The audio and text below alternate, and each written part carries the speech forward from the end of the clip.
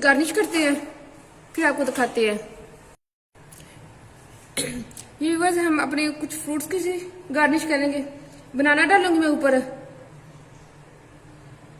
Apple डालूंगी थोड़ा सा,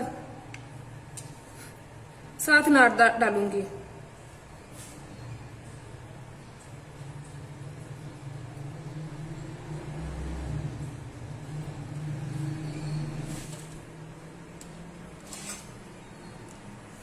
ये लीजिए, ये हमारे दाल के लड्डू बहुत अच्छे रेडी हो गए हैं, बहुत ही मजेदार है।